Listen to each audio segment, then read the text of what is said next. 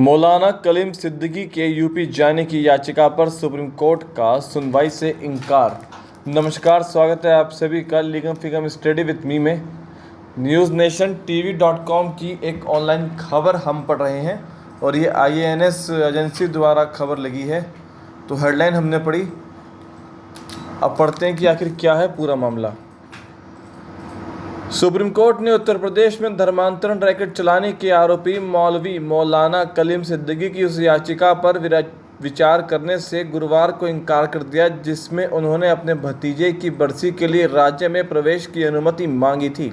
न्यायमूर्ति SC शर्मा की अध्यक्षता वाली अवकाश पीठ ने कहा, मौत पिछले साल हुई, परिवार में और सदस्य भी हैं। आपको तारीख के बारे में पहले से पता था।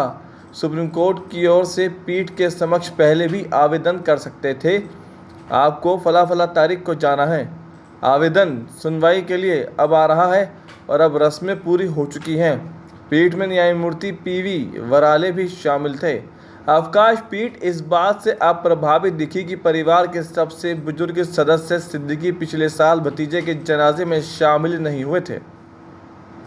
याचिका पर सुनवाई की अदालत की अनिच्छा को देखते हुए सिद्दीकी के अधिवक्ता ने याचिका वापस लेने की अनुमति मांगी। इस पर शीर्ष अदालत ने इसकी अनुमति देते हुए मामले को खारिज कर दिया। सुप्रीम कोर्ट ने पिछले साल अगस्त में सिद्दीकी को उनके भाई के जनाजे में शामिल होने के लिए उत्तर प्रदेश के उनके पैतृक गांव में जाने की अनुमति दे दी थी। शीर्ष अदालत ने उनके आदेश में कहा था कि मौलवी अपने भाई के अंतिम क्रिया के अलावा किसी राजनीतिक या सामाजिक कार्यक्रम में शामिल नहीं होंगे और वह कोई सार्वजनिक भाषण नहीं करेंगे। सिद्दीकी को दी गई जमानत की शर्तों में इलाहाबाद उच्च न्यायालय ने अदालती सुनवाई के अलावा किसी और उद्देश्य से उनके उत्तर प्रदेश की सीमा में प्रवेश पर रोक लगा दी है। पिछले साल अप्रैल में उच्च न्यायालय के न्यायमूर्ति अताउर रहमान मसूदी और सरोज यादव की खंडपीठ ने सिद्दीकी को जमानत करने का आदेश दिया था। उन्हें 100 से ज़्यादा लोगों के धर्मांतरण के आरोप में मेरठ से गिरफ्तार किया गया था। उच्च न्यायालय ने इस आधार पर उनकी जमानत मंजूर की थी कि सुप्रीम कोर्ट ने मामले में 6 अभियुक्त को जमानत दे दी थी।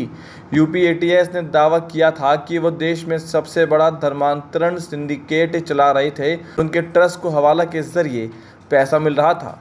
फिलहाल के लिए लीगम फिगम स्टडी विद मी में इतना ही। इस वीडियो को शेयर करें, कमेंट करें और लाइक करें। धन्यवाद।